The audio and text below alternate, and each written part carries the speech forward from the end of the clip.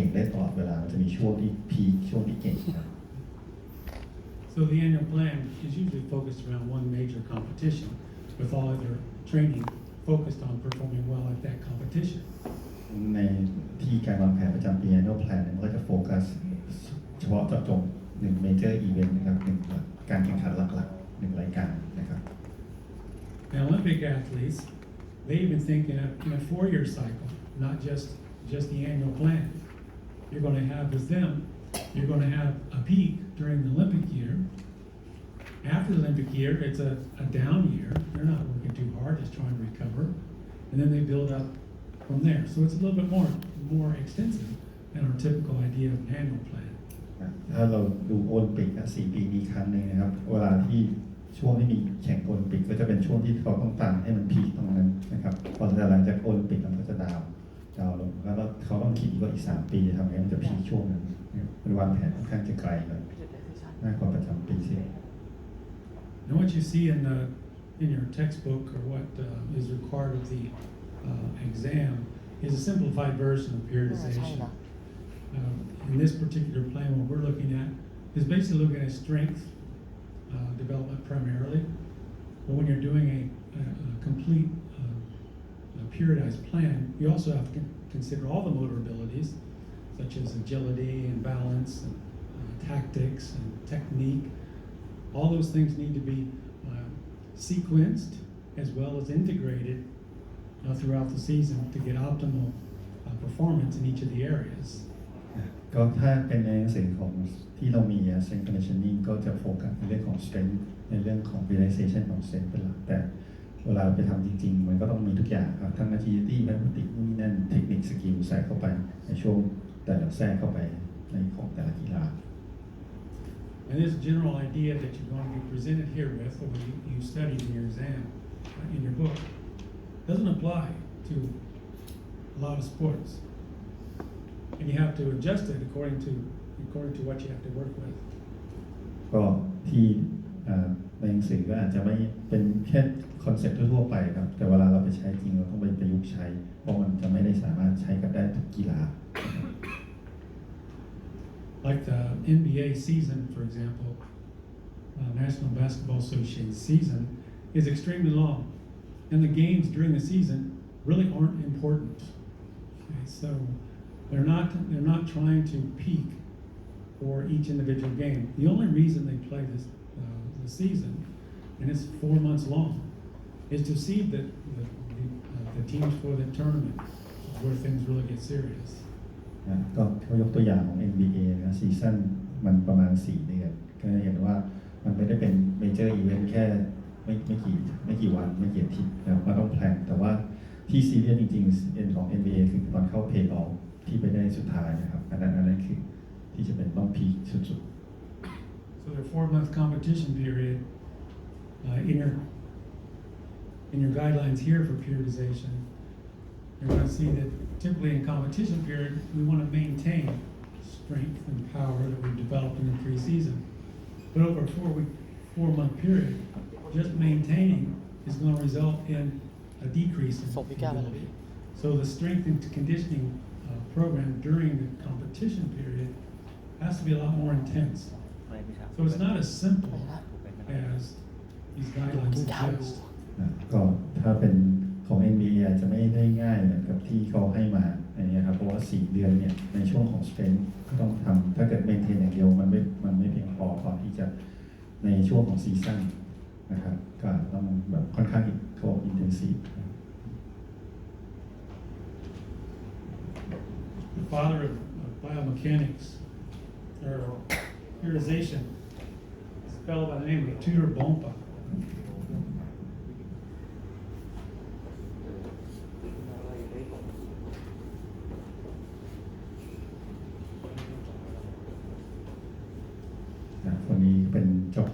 periodization มีหนังสืออยู่นะครับ He's a professor emeritus from York University in Toronto, Canada. And if you want to know about periodization, this is the guy to go to. He's the one that basically presented it in ways that everyone could understand.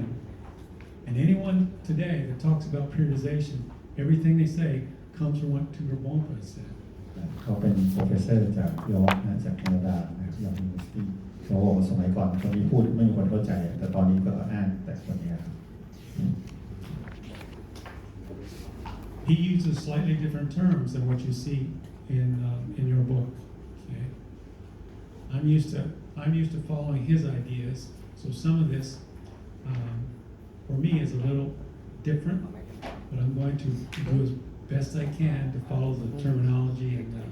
and the jargon that is presented in your text. ก็ในหนังสือก็อาจจะต่างกับหนังสือที่เราใช้นะครับหนังสือของมุมป้าครับอาจารย์เขาอ่านมาจากเล่มนีโน่เพราะมันก็แตกต่างกันนิดหน่อยแต่ถ้าเราจะสอบหรือจะใช้เนี่ยก็ตาม CCS หนังสือ And that's what you'll find when you're reading things from various sources about periodization. You're going to find them using different terms. They're going to break up the annual plan different ways as well. For example, here we say there's 4 periods of the traditional periodization model. ก็เวลาเราไปอ่านหนังสือหลายเล่มมันอาจจะแตกต่างกันในเรื่องของ terminology เรื่องของวิธีการแบ่งครับอย่างเช่นอันนี้ก็จะมีเรื่องของ4 ช่วงของ traditional periodization นะครับที่จะต่าง Tutor talks about the prep period, competition period, and the transition period.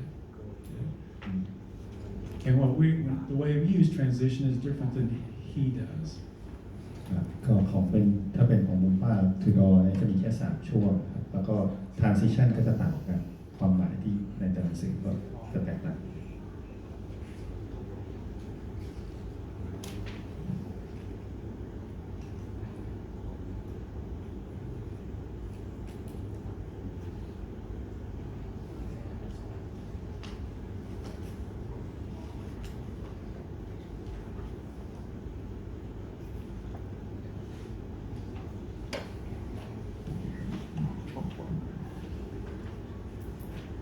One of the foundational principles of periodization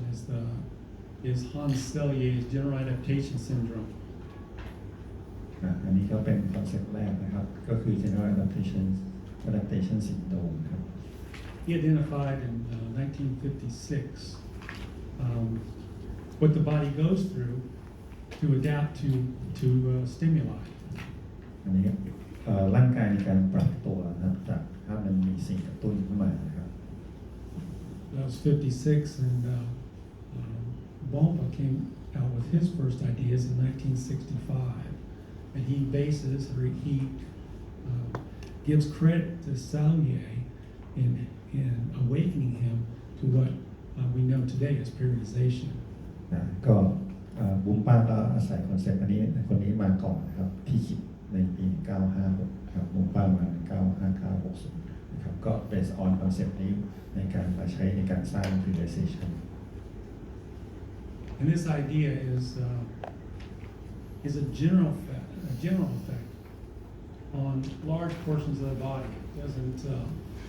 focus on one individual limb or one individual body system. It's a generalized effect. คอนเซ็ปต์นี้ก็เขาดูทั้งตัวครับไม่ได้ว่าเกิดจากข้อใดข้อต่อใดข้อตนก็จะดูว่ามีการปรับตัวยังไงในของคนตรงนั้นนะครับเกิดอะไรขึ้น But that's where the complexity of training really comes in. I mean, it's just not about how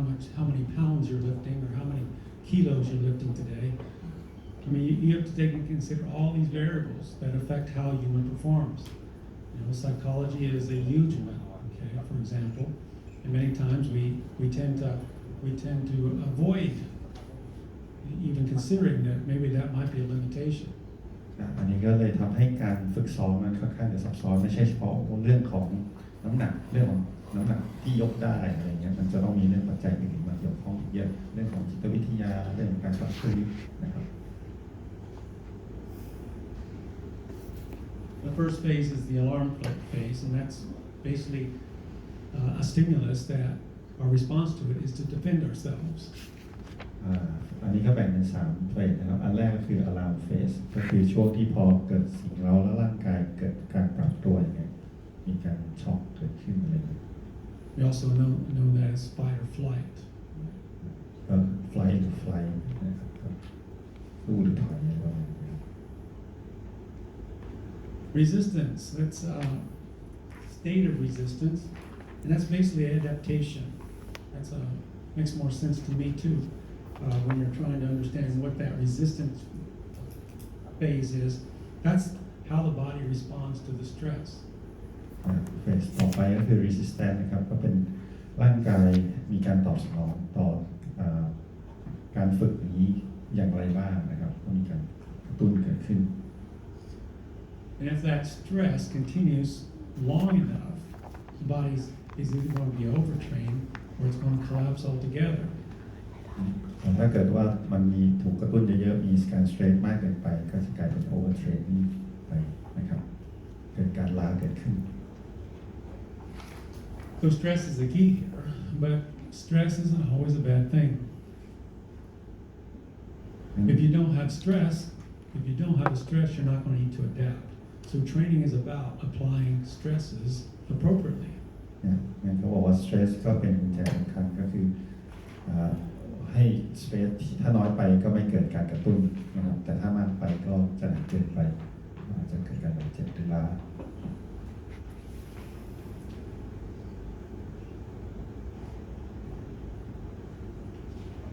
This gives you a graphical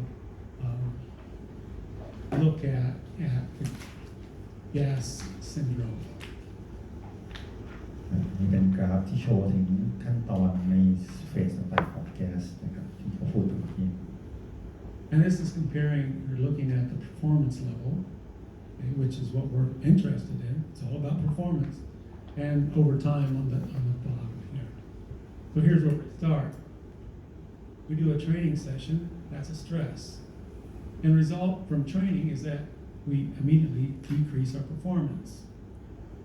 อันนี้ก็เป็น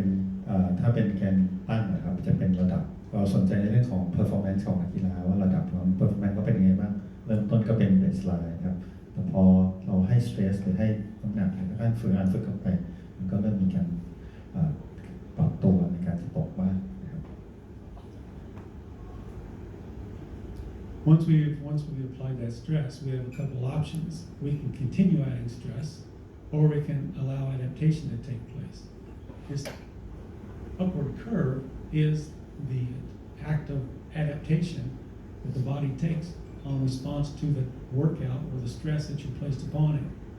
หลังจากที่เป็นอาร์มเฟสคือเบอร์ 1นะครับก็มันมี2ทางที่ขึ้นได้ก็คือร่างกายมีการปรับตัวก็เลยจะขึ้นข้างบนเป็นหมายเลข2นะครับ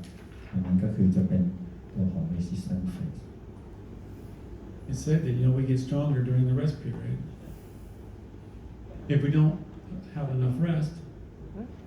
our performance is going to even go even further. This is one of the problems that many coaches have and athletes who coach themselves is they don't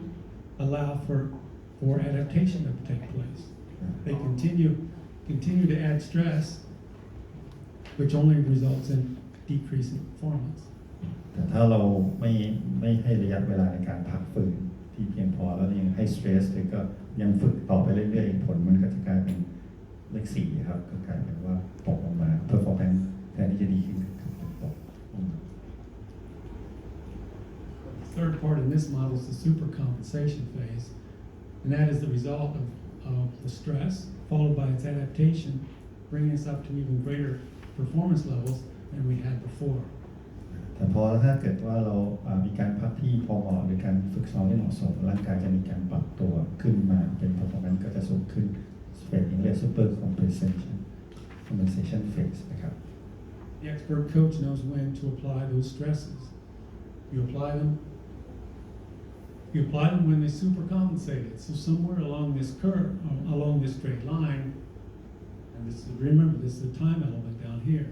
Sometime along that, you apply the next overload. Okay? The result is decrease in performance, allow compensation, supercompensation results, hopefully. ก็พอถึงจุดหมายเลข3นะครับแล้วเรารู้ว่าถ้าโค้ชที่รู้ว่าจะต้อง apply โหลดเพิ่มขึ้นหรือ stress มากขึ้นหรือให้โปรแกรมการฝึกมันก็จะเกิดลูปเหมือนเดิมนะครับเพื่อจะperformance ตกมาแต่สุดท้ายก็มีการ compensate ขึ้น This suggests here, this little inset, that it's just not a nice smooth curve as demonstrated there. It's going to go up and down. It's going to vary based upon all the elements, all the things you do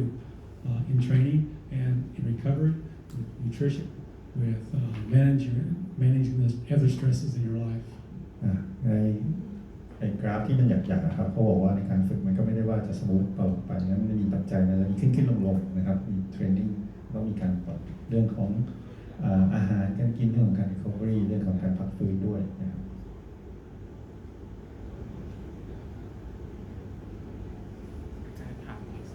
ครับผม Can you go back one slide? So I just wonder the x-axis is the timing. You have any specific time from alarm phase to the supercompensation phase? Any specific time? No, it's going to change. If the stimulus is great, it's going to result in a real decrease in performance. And because you have such a response, it's going to take a lot longer to get up to the supercompensation phase. If you have a short stress or a small stress, the training wasn't very heavy, then you're going to compensate a whole lot quicker. So that time element, it varies, but it's always this line. It's always changing. It's going up or down. It's never constant. This line right here is kind of it's a lie because it's never going to stay straight like that. Once you get super compensated, if you don't do anything,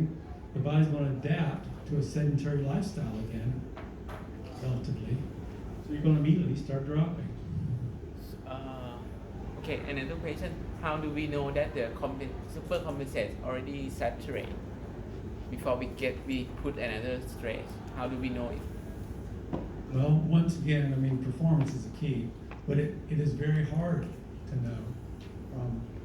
and on one specific day, should I go now? But basically, you're going to use history. You know, how in the past has an athlete responded to particular amounts of rest, work combinations. It's a guess. Thank you. It's an art form. It takes experience. Yeah. But you know if you did it right, if your athlete wins the world championship. ก็ถ้าได้แชมป์ก็แปลว่าทำถูกแล้ว คำตอบนี้ก็ผมเลย ถ้าเราได้โกลอะไรโอลิมปิกไอโกลเมดัลอย่างเงี้ย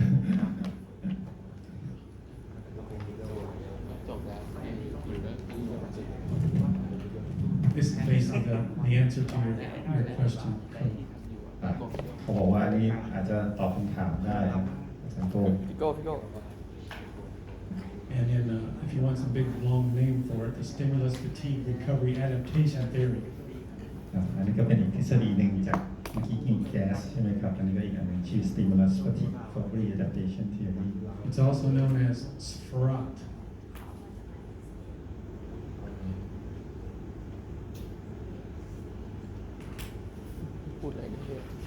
This is more like it. I mean, this is what I'm saying. I mean, the supercompensation phase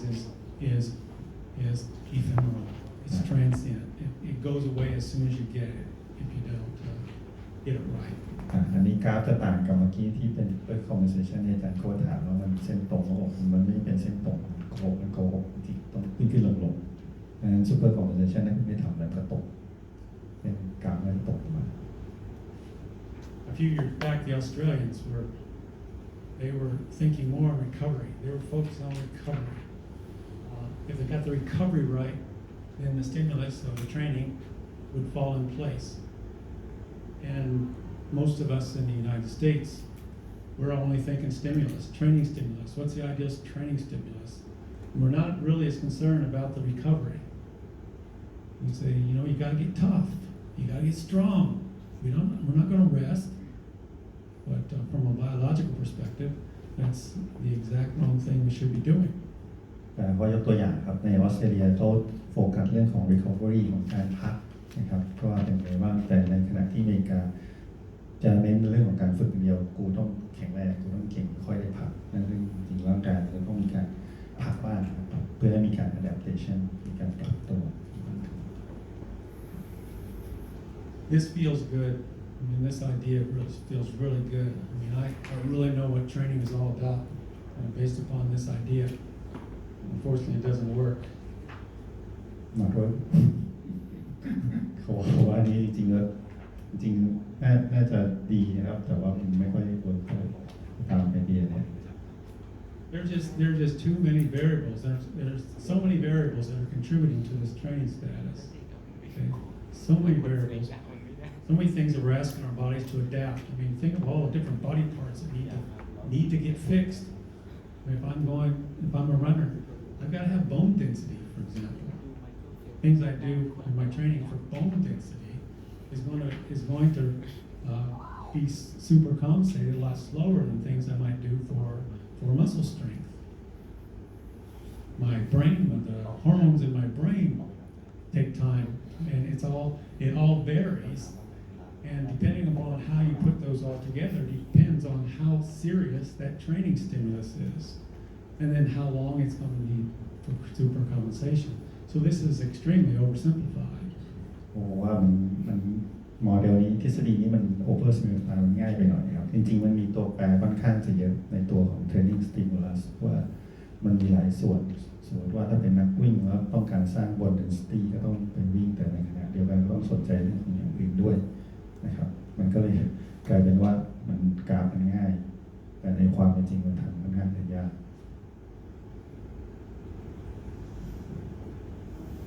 So because that was so simplified, some people tried to make it a little more true to life, and they came up with the fitness fatigue paradigm. ก็เมื่อกี้อันกราฟทฤษฎีที่มันดูเหมือนจะ simplify ทุกอย่างง่ายทำให้ทุกอย่างมันดูง่ายเลยก็เลยมีทฤษฎีนี้โผล่ขึ้นมา The idea is that every training session results in a fitness component and a fatigue component. And how they relate to each other determines how prepared the athlete is for competition. อันนี้มีสองส่วนครับมีฟิตเนสกับตัวของ fatigue นะครับก็บอกว่าไอ้สองตัวนี้มันเกี่ยวข้องกันนะเนี่ยอยู่ที่เราจะปรับสองตัวนี้ให้ได้ยังไงเพื่อเตรียมตัว If you do put a high training load on the athlete, it's going to result in high fitness levels, but it's also going to result in high fatigue. ถ้าเราลดน้ำหนักเยอะๆนะครับมันก็จะมี high training load ก็มีโหลดในการฝึกเยอะในขณะเดียวกันก็จะ fatigue เยอะแล้วก็ต้องใช้ recovery ค่อนข้างเยอะใช้เวลา And obviously, if you have a low load, you're going to have low fitness levels and low fatigue. ก็ตรงกันข้ามถ้าเราใช้โหลดน้อย fitness level ก็จะต่ำนะครับงั้นระยะเวลาพักก็จะต้องน้อยไปด้วย What allows you to make fitness gains in your training is the fact that your fitness component dissipates a lot slower than your fatigue does. So you're going to reduce your fatigue. You're going to be prepared while your fitness level stays relatively high. คอนเซ็ปต์ก็คือทำให้ฟิตเนสค่อนข้างเยอะๆในขณะที่ตัวของ fatigue น้อยนะครับมันจะทำให้ระดับของฟิตเนสมันคงที่มากขึ้นนะครับ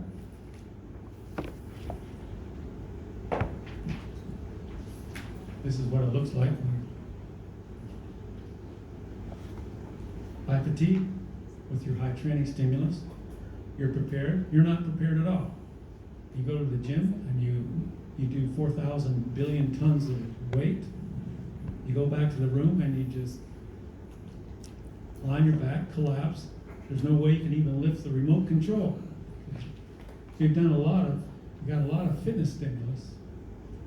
a lot of fatigue, and you have no preparedness immediately after training stimulus. ก็จากกราฟก็จะเป็นสีเหลืองๆเขียวๆแล้วจะเป็น fatigue นะครับแล้วก็สีน้ำเงินจะเป็น preparedness แล้วก็สีม่วงเป็น fitness เขาบอกว่าถ้าทุกอย่างมันสูงนะครับเยอะมากก็จะเหนื่อยมากปรากฏว่าก็ไม่ได้ทำอะไรกับห้องไปนอนอย่างเดียวทั้งตัว preparedness ก็จะต่ำนะครับก็ไม่มีการเรียกท้องคือบ้าพลังนะครับเอาจนหมดแล้วก็หมด And with recovery, with rest, and with all those things you might do to recover, become less and less fatigued. At the same time, your fitness level dissipates. It dissipates slower than your fatigue does, resulting in an increased preparedness. Until you get out here, after sufficient recovery, fatigue is gone, but you're left and your fitness is eliminated from the previous training session, but your preparedness is at its peak. พอไปเรื่อยๆใช่ไหมครับระยะเวลาของการfatigue มันจะลดลงเมื่อเทียบกับของ fitness แล้วพอถึงช่วงหนึ่งก็จะเขาเรียกว่า optimize ก็คือตัวของตัว preparedness มันจะสูงกว่าในช่วง4เดือนนั่นแหละก็คือว่า fatigue น้อย This is where you apply the next training stimulus. พอมันเสียเงินขึ้นก็ให้ stimulus อันใหม่ก็คือโปรแกรมเพิ่มขึ้นน้ำหนักเพิ่มขึ้นก็ได้แล้วแต่ If you do nothing, if you just rest, fatigue stays at 0. Your fitness continues to get worse and worse because you're at rest. Your body's going to adapt to whatever you ask it to do. If you ask it to lie around, it's going to adapt itself so it can lie around better. And of course, your preparedness drops. แต่ถ้าเราไม่ทำอะไรต่อไปไม่ให้ training stimulus ใหม่ครับมันก็จะ fitness level มันก็จะดรอปนะครับ And this one curve, once again, it still has the same challenges as the previous one does. I mean, this shows one curve, but the different elements such as strength or aerobic power, agility, tactics, those all have their own unique curve, just like this. And to get this curve, you need to overlay all of them, sum them up, average them out. Very challenging to do. เราบอกอันนี้ก็แค่ส่วนหนึ่งครับสมมติว่าอันนี้เป็น strength แต่จริงๆมันก็แต่ละอันมันก็จะมีเคอร์ฟมีกราฟของมันเอง agility นู่นนี่นั่น power แล้วเวลาเราจะทำเราไปทำรวมกันนะมันว่าค่อนข้างจะท้าทายคือต้องเอาทุกอันมารวมกันให้ดูว่า level performance level เป็นยังไงบ้าง Here's the terms we're going to use when we talk about periodization. The macro cycle is typically a year's training plan with very general training goals, such as qualify for the national tournament. อันนี้ก็เป็นคีย์เทอมที่เราต้องรู้นะครับ macro cycle ก็เป็น annual plan ก็ได้หรือเป็น4 ปีก็ได้ครับเป็นค่อนข้างจะใหญ่นะครับ Olympians' macro cycle may be a whole Olympiad. ถ้าเป็นโอลิมปิกก็4 ปีนะครับ Mesocycle is part of a macro cycle. Medium length is where the meso comes. มี mesocycle นะครับก็จะแบ่งเป็นช่วงจากแมคโครลงมาครับซึ่งอาจจะเป็นระยะเวลาเป็นอาทิตย์เป็นวันเป็นเดือนก็ได้ This is also called a training block. อันนี้ก็เรียกว่า training block นะครับ And depending on the sport, depending on the training goals, depending on the global general goals, you may have a few mesocycles to many. อันนี้ก็ขึ้นอยู่กับเป้าหมายและขึ้นอยู่กับวัตถุประสงค์ต่างๆเราอาจจะมีหลายๆ mesocycle ก็ได้นะครับ And the smallest cycle is the microcycle. And this can be as small as a few days to a few weeks. Rarely is it over a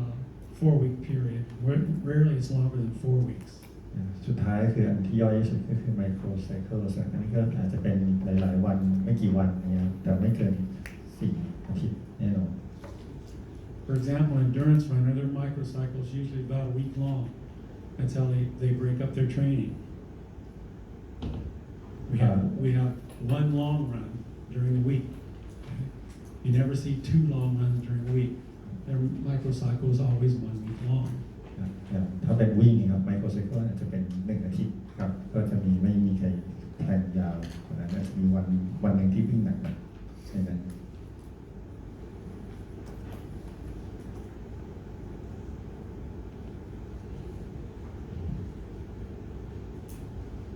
High, hard, and easy. Alternate hard, and easy. When you go high volume, you have to have low intensity. When you go high intensity, you have to have low volume. You can't do both at the same time. คีย์นะครับสีแดงก็บอกว่าถ้าเราฝึกโวลุ่มเยอะๆครับมันก็ต้องความหนักก็ต้องลดลงครับ low intensity ก็จะต้องสลับกันแต่ถ้าเราฝึกโวลุ่มน้อยงั้น intensity ก็ต้องเยอะขึ้นต้องสลับ If you try to do high and high, there you have a great risk for overtraining. And overtraining is a serious matter. แต่ถ้าเราทำ high volume high intensity ก็จะมีปัญหาครับอาจจะเกิด overtraining ได้ค่อนข้าง serious. If you do too much and you get extra tired and you need extra rest, we call that overreaching. And overreaching is just a transient thing that you're going to get over. overreaching ก็คือถ้าเกิดเราทำมากเกินไปแล้วอาจจะเกิดเหนื่อยนะครับก็เลยจะถึงจุดนึงนะครับเรียก overreaching. But overtraining is a little bit more serious. And it can result in you basically having to end your season so you can give yourself plenty of time to recover. So you need to avoid overtraining at all costs. ถ้าเป็น overtraining จะค่อนข้าง serious กว่า overreaching นะครับอันนี้จะทำให้แบบนักกีฬาบางทีเบื่อหรือว่าเจ็บจนไม่อยากจะฝึกต่อไปเลย burn out someone burn out because they are overtraining. Yeah, burnout is another less specific but similar term for overtraining. Now, with highly trained athletes, it's a little harder to overtrain them, but you really got to be careful with athletes who are not quite as prepared or novices with not much of an exercise history, because you can overtrain someone in a single workout. I mean, you can totally destroy their season with one workout.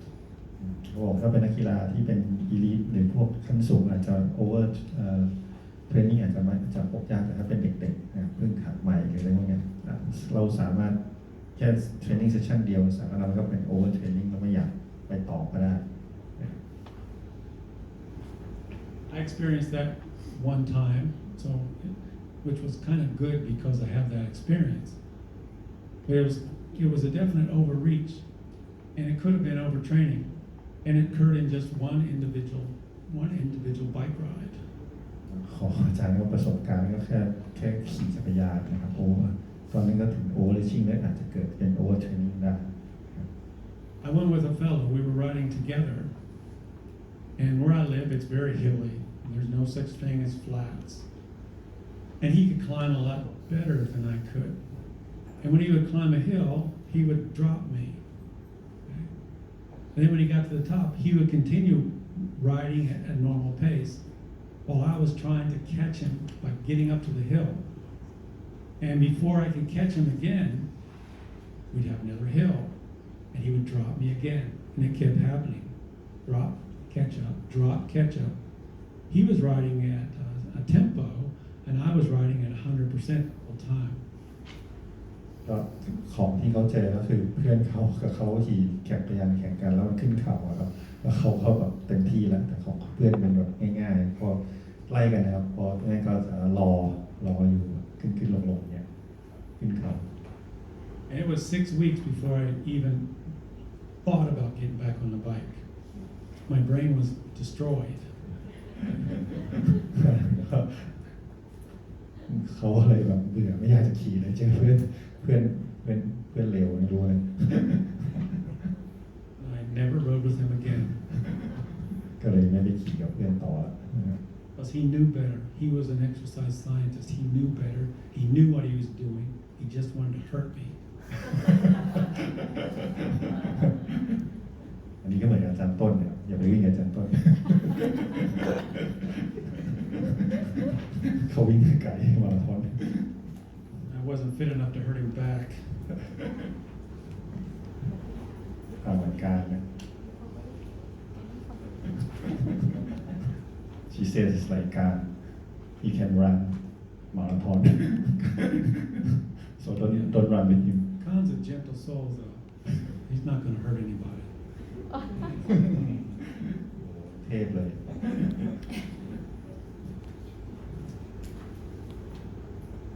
This looks at again. He's more this model is more concerned with novices, but Matveyev was a Russian who clarified what the Russians started doing, or the former Soviet Union started doing. And they started doing this stuff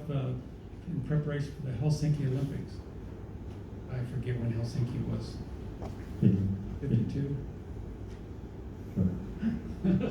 Something like that. And at that time, around he produced this in 1965. But around that time, the Soviet Union started becoming the incredibly powerful sport machine that we knew that they were.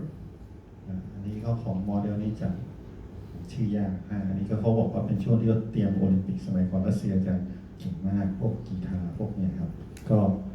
เหมาะสำหรับในการเทรนนักกีฬาทึ่งหัดใหม่ๆครับตอนโอลิมปิกเฮลซิงกิที่ฟินแลนด์กับปีอะไรกัน And prior to Medvedev, coaches didn't use science. Okay? And the Soviets started doing all this science stuff and coming up with these secret periodization plans that no one knew what they were up to, but they know they were beating everybody. ก็เป็นแมทเยนนะครับชื่อคนนี้นะครับก็ใช้วิทยาศาสตร์เข้าไปช่วยค่อนข้างเยอะแล้วก็มีตัวแปรเยอะมากนะครับแล้วก็ทุกคนก็ไม่รู้ว่าทำอะไรบ้างฝึกอะไรบ้างแต่ว่ารัสเซียได้เรียนเยอะมากช่วงก่อนจะแตกออกไปหลายประเทศ This particular graph also includes technique training, which, as I said before, when you're putting together a periodized plan, you just don't consider the metabolic factors. You also have to consider neurological ones. And as I've said many times, if you don't get the technique right, overloading bad technique just makes you good at bad technique. ถ้าเป็นกราฟนี้ครับในโมเดลนี้มันจะมีเทคนิคด้วยนะครับในช่วงที่เริ่มต้นนะครับเขาจะใส่เขาก็ย้ำที่เขาพูดตลอดมา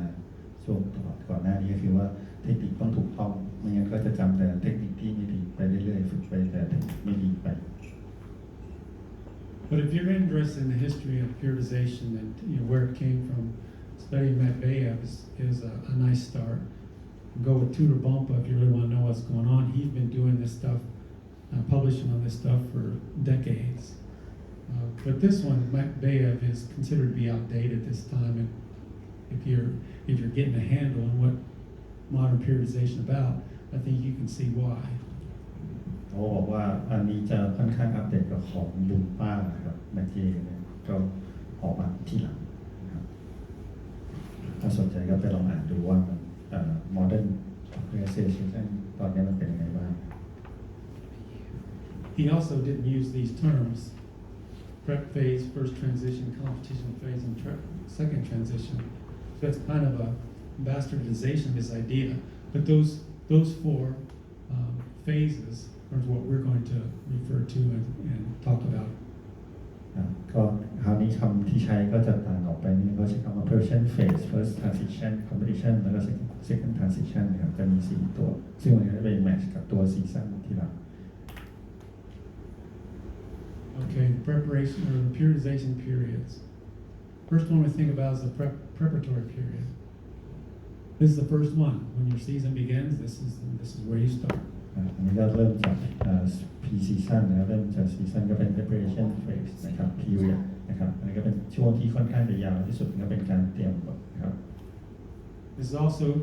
the prep phase is going to occur in the off season for team sports particularly. อันนี้จะเกิดในช่วง off season นะครับที่มาพูด pre-season มาพูด off season นะครับในโดยเฉพาะ team sport นะครับ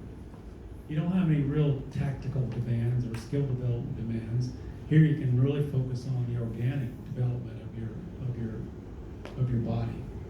ในเฟสนี้ก็ยังไม่ต้องเน้นเรื่องของแท็กติกเรื่องของเกมเรื่องทักษะมากนะครับก็โฟกัสได้ในการฝึกร่างกาย And to a great extent, when I consider what preparatory period really is, it's a period when you're preparing your body so you can do very specific training. ก็ถ้าคิดอีกทีนึงก็ preparatory phase เนี่ยหรือพี่นี่ก็คือเป็นการเตรียมพร้อมของร่างกายเพื่อที่จะฝึกครั้งต่อไป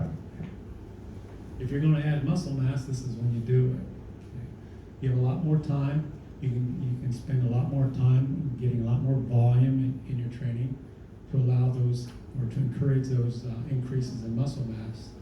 ถ้าในเฟสนี้เราต้องการจะเพิ่ม muscle mass ก็ทำในเฟสนี้ครับทำให้เต็มที่ในช่วงนี้เลยครับ Once you've got that mass, you can really focus on increasing basic strength. พอเรามี muscle mass เพิ่มขึ้นตอนนี้เราก็สามารถโฟกัสในเรื่องของพื้นฐานเรื่องของ basic strength นะครับความแข็งแรงพื้นฐานได้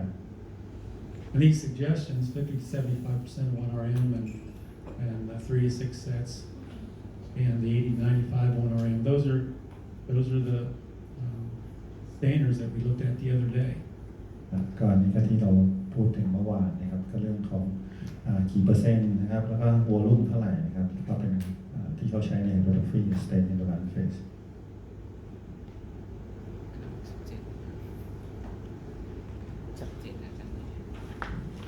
First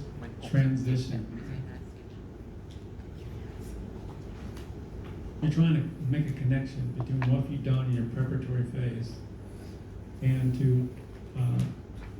what you're going to do in the competition period.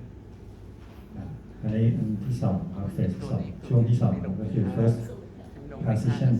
period นะครับก็จะพยายามอยู่ระหว่างรอยต่อระหว่างจะเป็น competitive นะครับ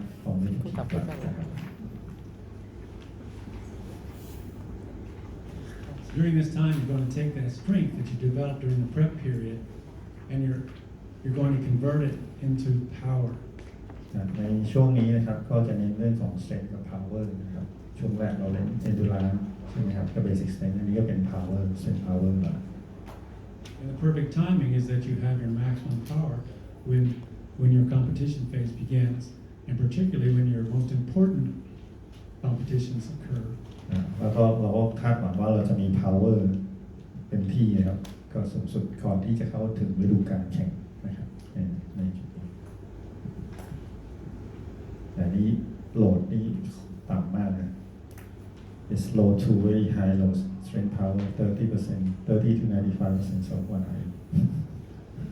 กว้างมากเลย Just put anything on there. ปกติ strength power มันน่าจะเยอะกว่านี้80-90แต่ไม่รู้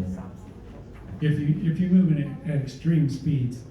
as we've said many times, you can't have high resistance. So while that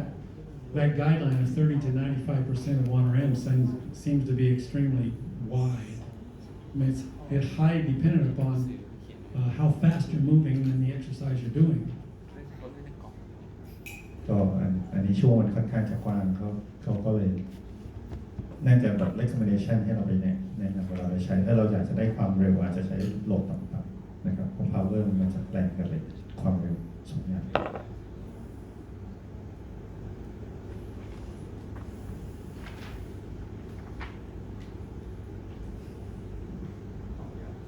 Typically in competition period, the goal of your strength training and conditioning is to maintain what you've created through your transition period. ก็เป็นช่วงถัดมาครับจะเป็นช่วง competitive period อันนี้เป็นในช่วงฤดูกาลแล้วครับในซีซั่นครับ You don't want your strength training to interfere with your performance in your competitions. So you're going to find you need the stimulus to maintain the strength, but you're going to have a very low volume. ก็ในจุดนี้มันก็จะเป็นช่วงเป็นพีคใช่ไหมครับเพราะมันอยู่ในช่วงการแข่งขันแล้วก็เราก็ต้องมีสติมูลัสก็คือต้องมีโหลดที่พอเหมาะเหมือนกันถ้าเกิดไม่กระตุ้นเลยก็จะน้อยไปในขณะเดียวกันก็ต้องรักษาสภาพร่างกายด้วย For maintenance, you still need a high volume. You still need a high resistance. I mean, if you're going to stimulate strength development, but your volumes are going to be relatively lower than with peak. ครับสำหรับ maintenance ก็อาจจะใช้ moderate ถึง high volume high intensity นะครับแล้วก็ moderate volume นะครับ And once again, this is going to vary considerably with the length of your competition period. อันนี้ก็ขึ้นอยู่กับระยะเวลาของช่วงของซีซั่นนะครับ competition period ด้วยนะครับ There's a lot of other variables when you look at professional athletes, particularly like professional golf. There's like 1 week off season, and the players are discouraged to skip competitions because they'll lose points in their world ranking, and that world ranking determines their seeding in the end of the season tournament. So it's always a challenge for these athletes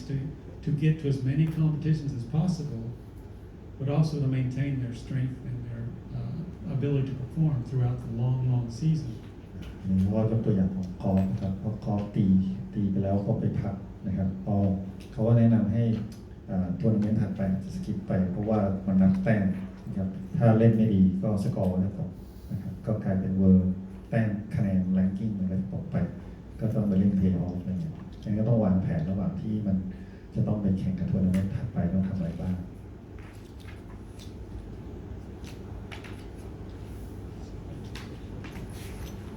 Second transition period. This one, the season is finished. This is time when you're going to recover from a long season. Let yourself heal a little bit, and basically prepare your body to do it all over again. อันนี้ก็อีกชื่อหนึ่งครับอันสุดท้ายเขาเรียก second transition period บางทีก็เรียกว่า active rest นะครับเพราะวันน่าจะเจอข้อสอบไปก็อันนี้ก็ซีซั่นหมดละหมดฤดูกาลนะครับหมดฤดูกาลก็เกิดช่วงนี้ก็เป็นช่วงพักฟื้นนะครับช่วงrehab ฟื้นฟูนะครับ Even though it's considered a recovery period, athletes aren't just going to lie on their back and watch, or going to binge watch Netflix or something. Okay? They need to be active. You have to have blood flow in order to increase the amount of healing done. So you got to be moving. You can't just lie down. And the challenge with the resting this period is that when you're actively resting, you're losing conditioning. Okay? So you can't spend much time in this period. ช่วง rest period นี้เขาบอกว่าไม่ใช่ว่า rest อย่างเดียวครับมันต้องมี active ด้วยก็คือต้อง moving นะครับต้องมีอย่างอื่นทำนะครับออกกำลังกายอย่างอื่นแต่ช่วงนี้ถ้าเกิดว่าไม่เต็มที่จะเป็นช่วงที่สภาพร่างกายจะตกมาหน่อยนะครับ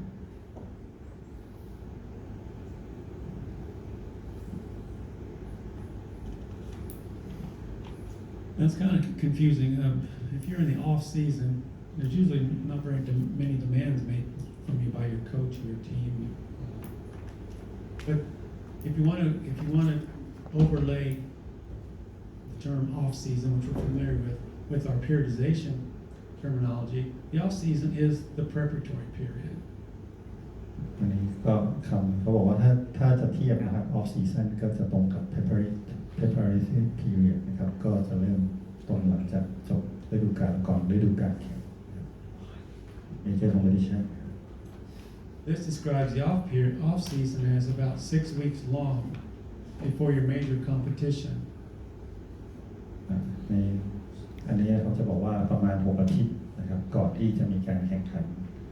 ที่เป็น major competition ของเรานะครับ Which for me is a bit confusing growing up in the States. สำหรับเขาบอกว่าจะค่อนข้างสับสนนิดหน่อยนะครับ Using professional baseball as an example. Okay. The off season goes from October, or not the off season, but we call it the off season, goes from the end of the World Series in October until February 15th, when spring training starts. ตัวอย่างของเบสบอลเขาว่า off season นี่จากตุลาไปถึง February เลยนะครับก่อนที่จะมี spring training. But using the terminology that we're using here, that would be transition period 2, the time for recovery. แต่ถ้าเมื่อกี้ที่เราพูดถึงกันเนี่ยมันจะกลายเป็น transition period ครั้งที่2นะครับ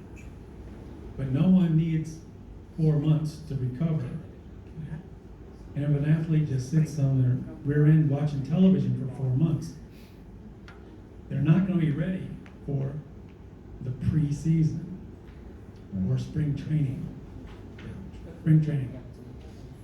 4 เดือนนั้นค่อนข้างจะยาวมากนะครับสำหรับนักกีฬาอาชีพมันก็เลยเขาพยายามพูดถึงคำจำกัดความแบบว่า off season ในที่นี้มันบอกว่าก่อน6 อาทิตย์นะครับแต่ว่าอย่างสมมติเป็นไปของเบสบอลมันต้อง4 เดือนงั้น off season ของเบสบอลมันเรียกแบบนั้น So if you put periodization onto professional baseball in the United States, your transition period 2 is 4 months long. Okay? Your prep period is 6 weeks. As pitchers need to report to their camps on February 15th, and typically the first in-season game is April 1st. So your spring season is 6 weeks long. Preparatory period, 6 weeks long. ถ้าเป็นลักษณะแบบนั้นก็จะเป็นoff season ตัว transition period จะเป็น4 เดือนในขณะที่เตรียมตัว preparation เนี่ย6 อาทิตย์ก่อนฤดูกาลก่อนเข้าจะเป็น spring training. And the competition period is 6 months long, incredibly long. So you're not going to be able to follow the typical periodization scheme. แล้วก็ถ้าฤดูแข่งจริงก็6 เดือนนะครับในซีซั่นของเบสบอลก็ยาวมากเลยงั้นตัว periodization ก็จะแปลกๆออกไปหน่อย Now to play baseball, it's purely phosphogens. Okay? They never get tired. There's no lactate production except if they're standing in the outfit for too long. Their legs get a little tired. But it's a single energy system sport. ถ้าเราเข้าใจเบสบอลมันก็จะเป็นลักษณะยืนเป็นส่วนมากแล้วก็ไปตีนั่นก็เป็นระบบ phosphagen system นะครับมันไม่ค่อยนั้นบอกว่าถ้าจะนานก็คือตอนยืนแต่งตัวเนี่ยนานเพราะชุดมันสวยชุดเบสบอลมันสวย But if you only train for the phosphagens, you're not going to make it through a 6-month training season. So a trainer for a baseball team is going to have a pretty high aerobic component when assigning training stimuli to the professional baseball players. ไม่ทันละเขาว่าไงครับ เหมือนกับฝึกใช่ไหม aerobic during the 6 months ก็เทรนเนอร์ก็จะเป็นเน้นเรื่องของ aerobic ตอนช่วงนั้นก่อนลองทั้งช่วง One of the biggest reasons, one of the realities of playing professional baseball is that you're in an airplane every other day. And if you're playing a team on the East Coast, that's a 6-hour flight to get from LA. And anyone who's done any air travel knows how fatiguing that is and how long it takes to get your feet underneath you. And then living in hotels is a challenge. It's not like going home. So they spend a lot of time in very uncomfortable situations. If they don't have a high aerobic fitness, they're not going to be able to tolerate that travel. เหตุผลของ High Aerobic Fitness มาจากเขาเดินทางบ่อยแข่งขันนั้นเขาจะมีต้องบินไปตลอดเวลาแล้วก็ลักษณะแต่พวกนี้ตัวสูงใช่ไหมต้องนั่งเก้าอี้เราเปลี่ยนโรงแรมมันเล่นทุกวันมันก็จะเปลี่ยน For the series they like play 5 days or 3-4 days and they change World Series? No the like typical Typical city. Yeah, they'll typically play 2 or 3 games in one city. Then they'll pack up and they'll fly to the next one. ครับถ้าจำไม่ผิดมันจะเล่น4 วันงั้นพี่เชื่อมันจะวนนะครับก็บินไปเสร็จค้างแล้วก็บินกลับบ้านบางทีก็บินไปต่อที่อื่นงั้นมันจะบินตลอดนะครับ They play 162 games in a year. 162 เก How ม do you do that? เบสบอลเป็นอะไรที่คนดูเยอะที่สุดในอเมริกา right the baseball is the most watching sport in USA because it play Not every day anymore. Not anymore. ก่อนหน้านี้ใช่เพราะมันเล่นทุกวันเลย And no one watches baseball anymore. คือถ้าฟุตบอลจะเล่นอาทิตย์ละครั้งเอาไงฟุตบอลนั้นคนมันจะน้อยกว่าเมื่อเทียบกับเบสบอลเล่นทุกวันค่าดูก็5 เหรียญเองแล้วก็มีเบียร์กินเดินถือบีร์ มีค่าเบียร์นอกเรื่องก็เลยตามไม่ทัน Right? They say they have the like beers that sells during the stadium. That's why they say it's good to watch this sport. Well, yeah, exactly. That's what you do when you go to baseball games. You really don't care what's going on because nothing ever happens. It's kind of like soccer. Oh, no, I'm kidding. So if you don't have a lot of popcorn and nachos and hot dogs and beer to entertain you, baseball is a wash. It does take a special person to watch baseball. You have to have a particular fitness level. 3 hours on your rear end is hard to do. จะไปดูเบสบอลต้องมีฟิตเนสเลเวลนะครับผมก็ต้องนั่งนานเหมือนคน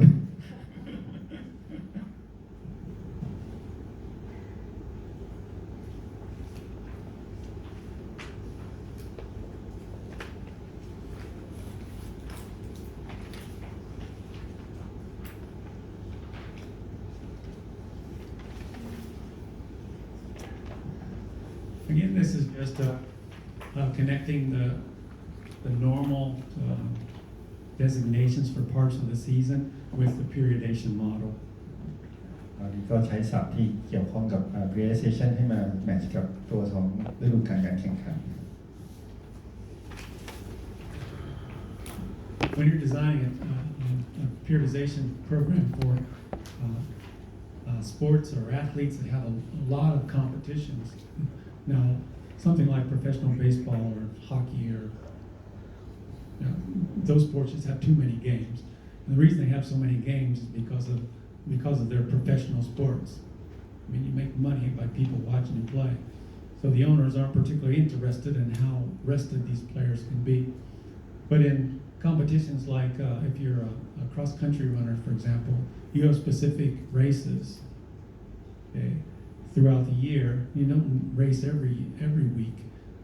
and all focusing on the final biggest competition. So you're going to have your mesocycles are going to correspond with those competitions that you want to do well in. So you might have multiple mesocycles in that type of sport, where in a sport like baseball,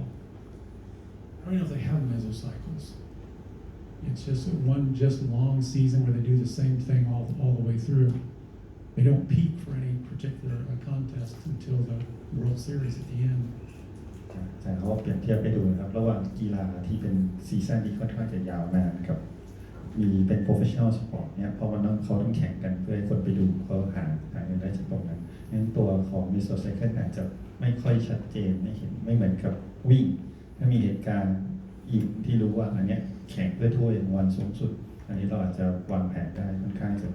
เป็น periodization ค่อนข้างจะชัดเจนมากกว่า Graphical illustration, same things we've been talking about. In the bottom, you have the different mesocycles when you're working in your prep period, try to convert strength into power. อันนี้ก็เป็นกราฟให้ดูนะสมมติว่าเรามี periodization เป็น annual training plan ก็คือทั้งปีเลยครับแล้วก็ macro ก็ใหญ่เสร็จแล้วก็แบ่งย่อย training period ออกมา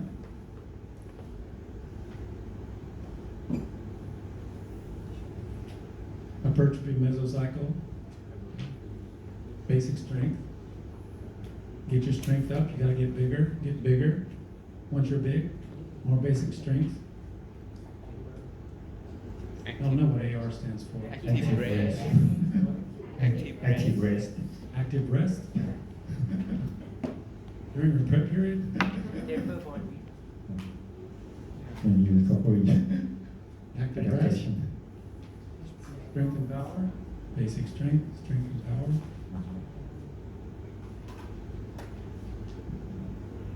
There's 8 mesocycles in that prep period. ใน prep period ก็จะมีตัวที่แบ่งย่อยไว้เขาบอกว่าเป็น mesocycle นะครับในนั้นจะมี hypertrophy basic strength AR คือ active rest strength power SP ครับ I guess those would be microcycles, wouldn't they? The macro is the whole year. The mesos are medium length, and so the prep period, competition period would be mesocycles. Off-season, pre-season, mesocycles, and those would be microcycles. อันสุดท้ายเขาเปลี่ยนแล้วครับเป็น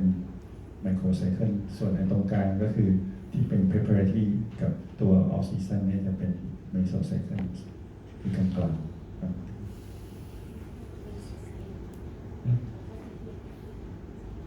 technique tactic wise Yeah, right. It should be on there. If you see a more detailed one, you'll have that bottom row of microcycles designed for strength development. Then you have another row below it, technique tactics, mobility, flexibility. You'll see all these different components, all these motor abilities and capabilities people have that need to be addressed for optimal performance. Those are going to be added onto this. And you're going to have the sequencing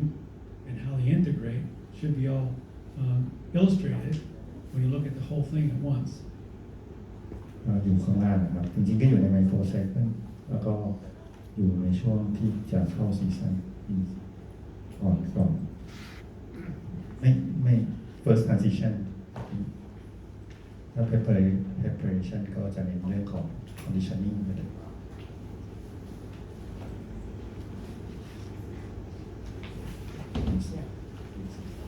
Most of your strength and most of your conditioning is not linear in nature. It's not normal for us to get stronger and stronger and stronger in a linear fashion. อันนี้เขาบอกว่าในการฝึกนะครับ resistance training เนี่ย periodization เนี่ยมันไม่ได้ว่าจะเป็น linear ถ้าเป็น linear จะคือขึ้นไปเรื่อยๆความอย่างไรจะเพิ่มเป็นเส้นตรงนะครับ What you'll find more often is a non-linear one or an undulating pattern. แต่จริงๆในความเป็นจริงเขาเรียกวันเราจะเจอมันจะขึ้นลงนะครับก็เลยเป็น non-linear หรือบางทีก็เรียก undulated. A traditional way to do that, you might have a 4-week mesocycle, 1-week microcycles. First week you're going to have a particular overload. The second week it's going to be even greater, a little progression. Third one you're progressing even more. Then on the fourth one you're going to go way down in your overload, maybe as low as what you found in the first or second week, to allow the body to recover. 1 week of allowing the body to adapt. And the next mesocycle starts off a little bit higher in that first week than the previous one. Higher yet, recovery. ก็ถ้าเป็นลักษณะนี้ก็จะเป็นเรื่องของการโหลดสมมติว่าเป็น4อาทิตย์แรก1 2 3ก็อาทิตย์ที่1ที่2ก็เพิ่มไปเรื่อย3พอ4ก็ดรอปพักให้ในเวลาแล้วพอเป็นเมโซไซเคิลเนี่ยแล้วก็มาดูเบสไลน์เทียบกันก็ควรจะมากกว่าอาทิตย์แรกของเมโซไซเคิลที่1ไป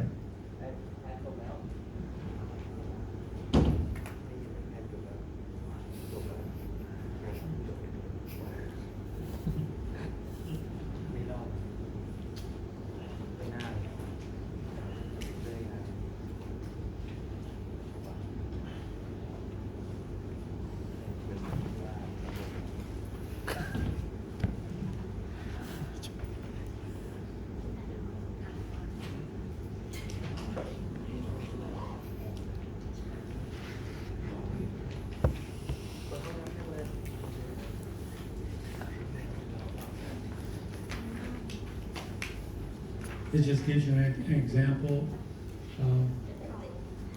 of how you would put together a periodization plan for a particular athlete. And you got to begin with where the athlete is, their training history, their success and responding to previous training programs. This girl said this is beginning preseason. Female College Basketball Center, Female College Basketball Center. All 4 of those things mean something, and it's going to matter when you develop your training plan. This girl's been doing resistance training since high school, and when you watch her train, she seems to be skilled in machines and free weight exercises. So because she has the technique, I would assume that resistance training may have been done right. อันนี้ก็เป็นตัวอย่างที่เขาจะพูดถึงเรื่องของวางแผนเป็นการฝึกประจำปีครับก็มีซีเนริโอมี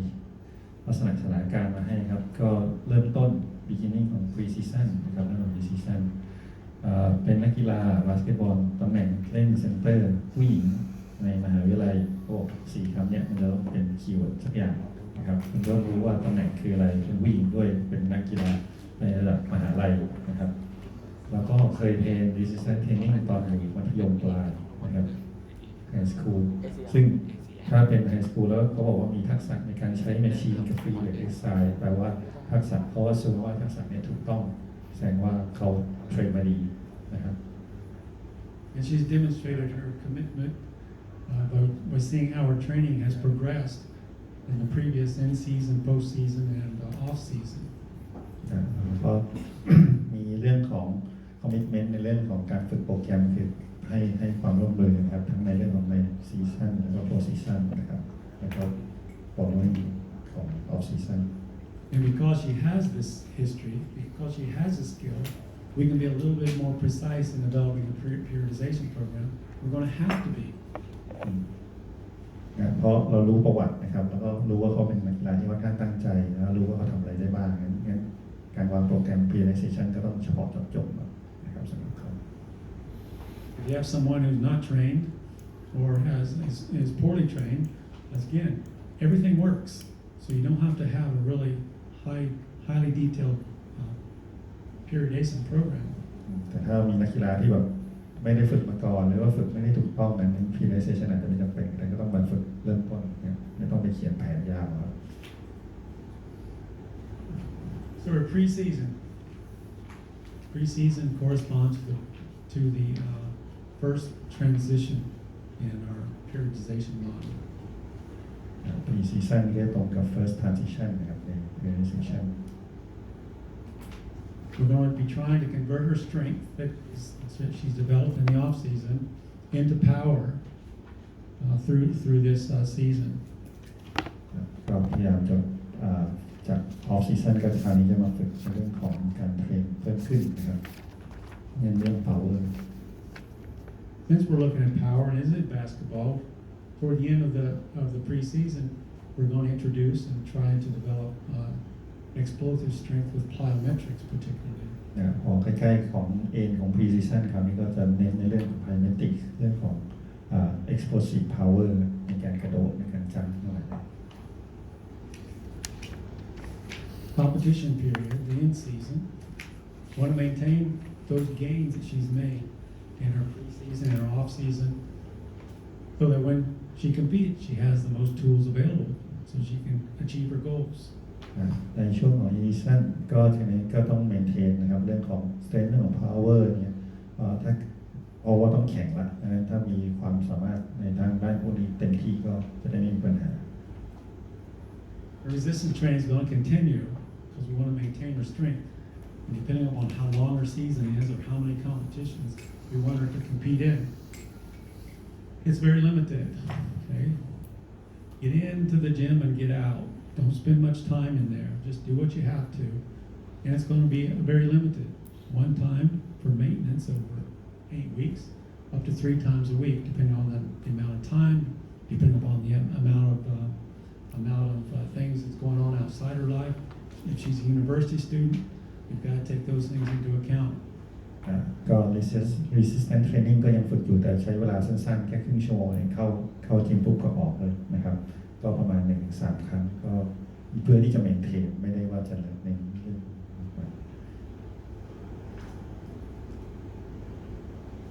Most of our time in the competition period, obviously, is going to be worried about learning plays, learning tactics, learning the skills of the game, not concerned about conditioning. ก็ถ้าเป็นในเรื่องของ season ก็เป็นเรื่องของเกมแท็กติกนะครับก็ไม่ได้กังวลเรื่องของ resistance training เท่าไหร่ When she gets done with the season after the final competition, time to relax, time to recover. Doesn't have formal or structured workouts, but we want to encourage her to continue moving around. So a lot of times, particularly university students, we want them to get into the recreational gym and have a little fun doing things that she's not used to doing. พอหลังจากจบฤดูกาลแข่งขันว่าเกมสุดท้ายที่เหลือก็จะเป็น active race ก็คือไม่ได้มีโครงรูปแบบที่แน่นอนในการ work out ก็ปล่อยเขาเข้าจริงนะครับ And ideally, you want to test her as many different areas that are specific to performance. Test her after the season's done, then test her before the preseason when she starts training again to see what kind of drop-off she's made. That'll give you an idea for next season as to what you need to do during that off season, or how active her rest needs to be, or maybe she needs to focus on some motor abilities that in the off season or in the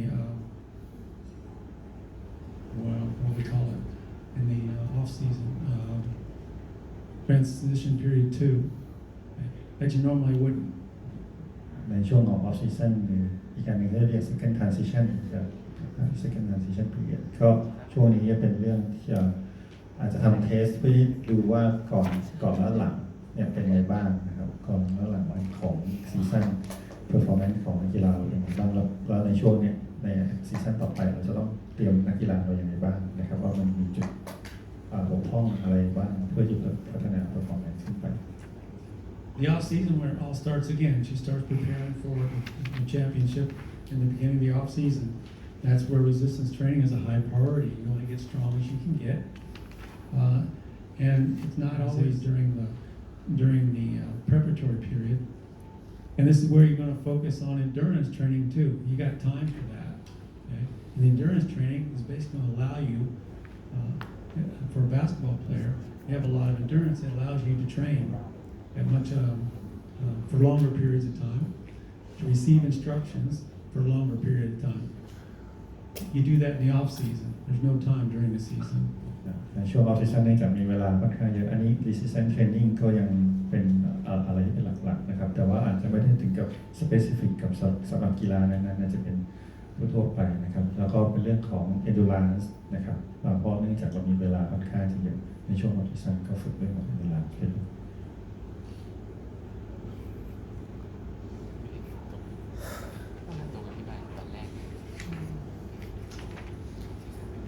This is a model for resistance training. And models don't always fit reality.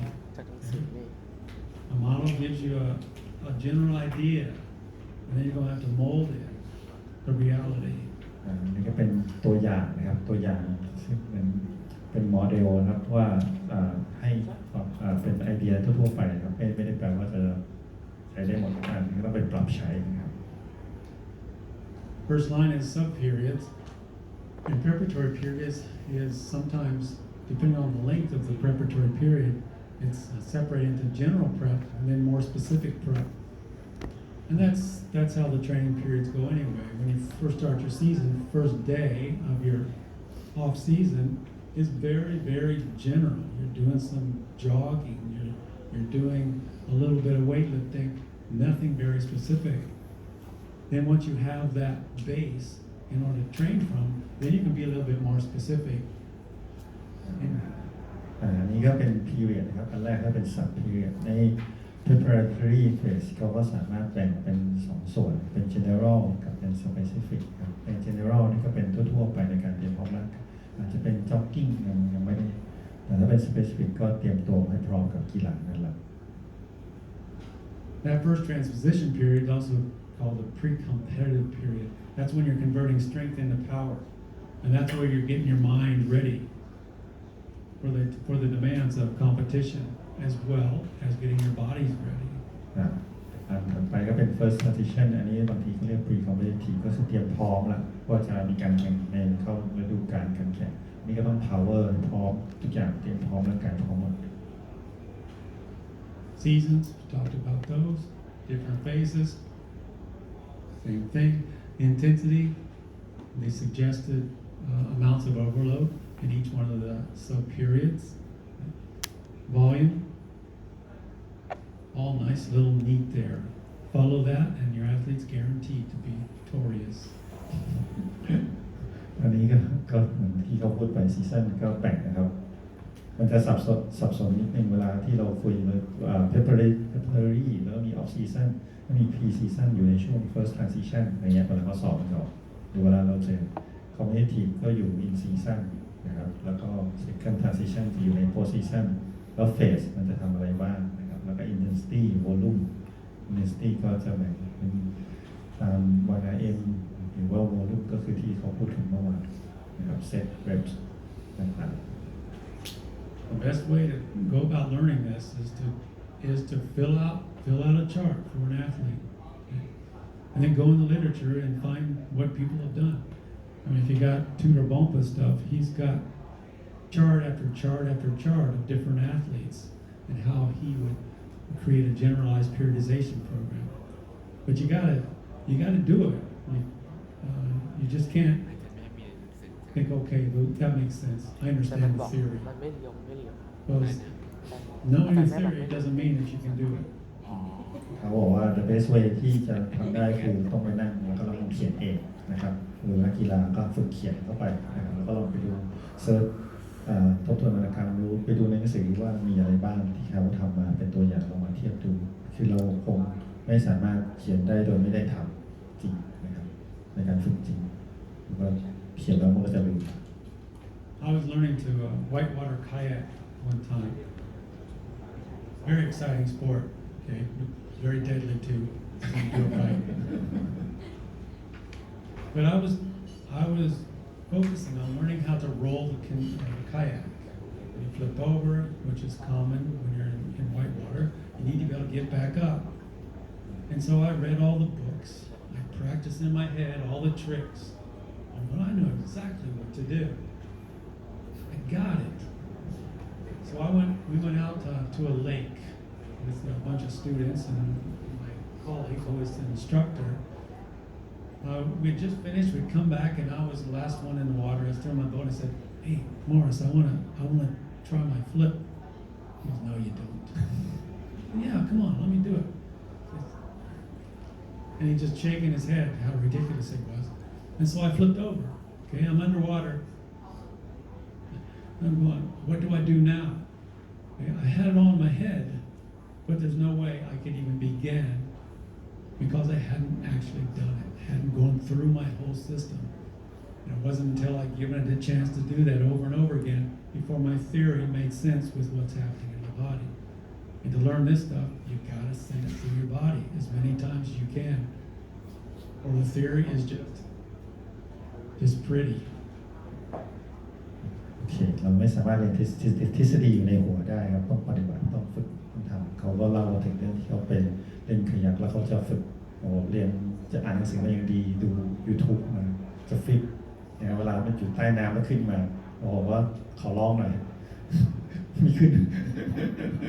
ลงไม่ขึ้น สุดท้ายรอดชีวิตได้ How do you survive? You finish it come over. Well, at that point, you just got to get out of the boat. Well, he probably think you try to flip several times. You can't do it. You can't do it. You got no tricks. เก่งครับ Okay, don't take the break. ครับ คิวส่งในกรุ๊ปใหญ่นะคิวบ๊ายบายส่งยังไงวะรูปมึงอ่ะไม่ต้องอ่ะ ให้หมูมึงแสบว่ะ Okay, a little bit about the cardiopulmonary anatomy before we talk about training the aerobic system. โอเคครับก็เขาจะคุยเรื่องของ cardiopulmonary ครับ When we think about the heart there, we need to think of it functionally as two pumps. We have a left heart and a right heart. ถ้าพูดถึงหัวใจก็คิดถึงปั๊มนะครับมีหัวใจข้างซ้ายปั๊มซ้ายกับปั๊มขวาครับหัวใจขวา The left heart's a little bit more significant. It has a lot more muscle because it has to pump blood to the whole body, while the right heart is a lot thinner, very little muscle mass, because the only distance it has to pump blood is just a few inches up to the pulmonary system. ถ้าเป็นหัวใจข้างซ้ายก็จะใหญ่หน่อยหนาหน่อยเพราะว่าต้องปั๊มไปทั่วร่างกายนะครับในการในหัวใจข้างขวาครับปั๊มเข้าปอดนะครับเราเดินไปเข้า The atria are just kind of receiving chambers, and if you look at the atria in a cadaver, sometimes it's difficult to even find the thing. We have the superior vena cava coming down, and the atria just have a swelling at the end of it. ก็จะเป็น atrium นะครับก็จะเป็นหัวใจด้านบนครับระหว่างซ้ายขวาครับก็ถ้าดูในตรงนี้จะดูค่อนข้างจะยากครับแบ่งตัวแบ่ง This picture is drawn very well, and that it gives you an idea of the thickness of the atria compared to the thickness of the ventricles. ก็ถ้าดูจากรูประหว่างข้างบนกับข้างล่างครับเอเทียมนะครับก็ vertical นะครับข้างล่างจะดูหนากว่าเอเทียมจะบางครับ We got each one of the chambers, each one of the four chambers has a valve associated with it. Between the atria and the ventricles are the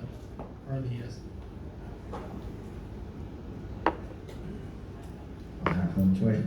ข้างบนข้างล่างคุยในเส้น tricuspid and the tricuspid Wow. mitral valve. ลิ้นหัวใจระหว่างซ้ายเอเทียม อันนี้เป็นไบคัส ไบคัสปิด อันนี้เป็นไบคัส ไ bicuspid tricuspid ข้างซ้ายเป็นบ่าย เอาเลย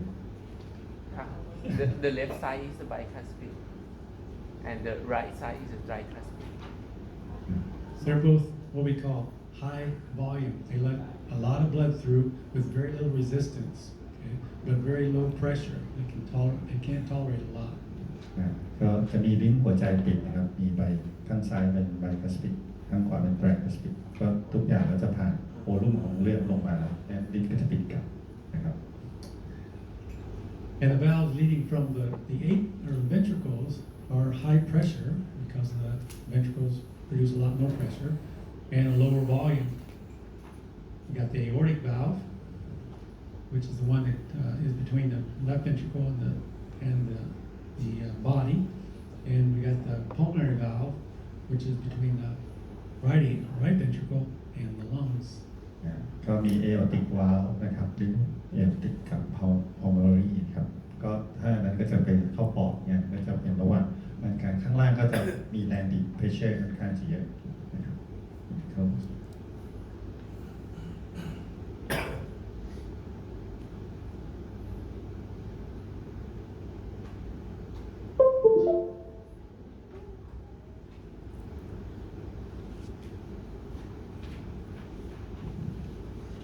Heart's just a pump, nothing special about it. All it's doing is pumping blood to the extremities, pumping blood to the capillary system, where all the gas exchange takes place, all the nutrients take place. All our blood vessels are just pipes, and you can think of the function of the heart as you would think of as a plumber would. เราบอกหัวใจก็เหมือนกับปั๊มน้ำนะครับปั๊มน้ำแล้วก็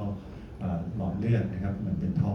หลอดเลือดนะครับเวลาเราปั๊มลงมาก็จะมีเส้นเลือดฝอยแคปิลลารีเป็นตัวที่แลกเปลี่ยนออกซิเจนเข้าไปใส่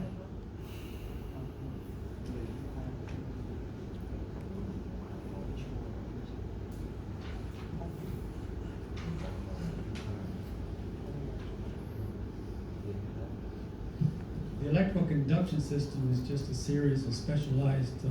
cardiac cells that are going to control when the various parts of the myocardium contract. It makes sure that it's done in synchrony so we get complete ejection of blood from the ventricles. อันนี้หัวใจก็มีกระแสประสาทกระแสไฟฟ้ามากระตุ้นให้มีการบีบตัวนะครับก็เป็น electrical conduction system นะครับเวลาหดตัวก็จะมีวิทมิกมีการจังหวะออกมาที่เราออกมาเป็นตัว EKG. It all starts with the SA node, the sinoatrial node. If we think of this room as the right atrium, so here's the right atrium. Left atrium is on the other side of that window. The SA node is going to be up in this corner. Okay? And then if we had X-ray vision, we could see some of these specialized internodal pathways that go from the SA node along the walls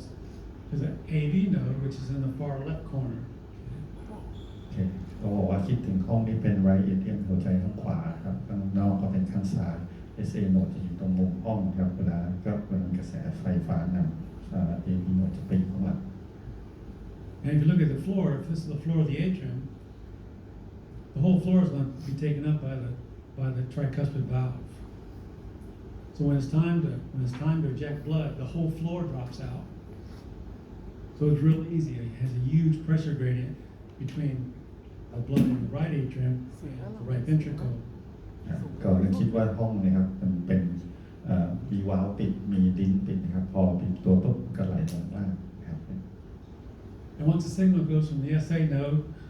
through the internodal pathways to the AV node, the AV node's job is to slow the signal down until we've got time for the blood from the atria to dump completely into the right ventricle. แล้วก็ตัวของ SA node ก็ไปมีพาสเวย์ไปถึง AV node ตัว AV node ก็จะมีหน้าที่ slow down ให้ดูว่าเลือดเนี่ยมันไหลจากไหลเอเทียมลงไปข้างล่างหมดหรือยัง But all the AV node is kind of like when I look out at this water park, I kind of see some of the structure of the AV node. Like one of these slides are going around like this, instead of having a straight drop from beginning to the end, it goes in all kinds of convoluted ways to get to the finish. And that's what the AB node does. It makes a very long convoluted pathway so that in effect, if you look at one side versus the other, it goes in, nothing happens for a while, and then it comes back out. ผมบอกว่าถ้าลักษณะของ A หรือว่าจะเหมือนกับสไลเดอร์ที่เราไปเล่นตรงฝั่งตรงข้ามมันจะกดไปกดมางั้นลักษณะของพาสเวย์ก็จะลงเป็นแบบนั้นนะครับ Then it continues out of the AB node into the intraventricular septum, where we have the bundle of His, and we have the bundle branches. Go down a curve at the bottom at the base of the heart, and go back up toward the atria, where the final small fibers are called the Purkinje fibers. ก็จะเป็นตัวของพาสเวย์ขึ้นมาจะมีตัวของตัวพังพื้นที่ไฟเบอร์นะครับในการหดตัวแอนหนึ่งเกิดการหดตัวในการนำไฟฟ้านำกระแสไฟฟ้าตรงนี้ This is an idealized form of the electrocardiogram. นี่ก็เป็นกราฟของ EKG นะครับน่าจะเป็น EKG doesn't tell us what's happening with the muscle; it just tells us what's happening with the electrical system. We get an idea of what's happening mechanically from the electrocardiogram, but it's not a perfect representation. EKG จะบอกถึงตัวของไฟฟ้าระบบไฟฟ้ากระแสไฟฟ้าที่เกิดขึ้นในการหัวใจทำงานอะไรบ้าง To get this kind of a graph on a paper, you need to have a difference in between a negative load electrode and a positive one. And the direction of those spikes are telling us which direction in comparison to the positive node that the signal is actually traveling. ในกราฟก็จะมีทั้งเป็นตัวบวกกับลบนะครับจะได้ดูทิศทางว่ามันขึ้นไปยังไงตัวสองที่เป็นกราฟขึ้นสไปค์ In a normal cycle of the heart, the atria is going to contract or depolarize as we call it. Then it's got to get back to that normal position so it can do it again. And that's the repolarization phase. And we can see both of those, the depolarization and the repolarization of both the atria and the ventricle on the electrocardiogram. เวลาหดตัวใช่ไหมครับมันมีการหดตัวมันจะเป็น depolarization ก็มี repolarization ของตัวเอเทียมเสร็จแล้วก็จะเป็นตัวของ depolarization ของ ventricular งั้นก็จะเป็นตัวของกราฟที่โผล่มาเป็น P กับ QRS complex. The size of those waves, okay, when I'm talking about size, this direction, depending upon the size of the muscle mass. แล้วก็ขนาดของกราฟนะครับไซส์เนี่ยมันจะขึ้นอยู่กับ muscle mass ของกล้ามเนื้อของ cardiac muscle ว่ามันขนาดไหน I saw a nut. He has an electrocardiogram on his wrist. He walks around with one all the time.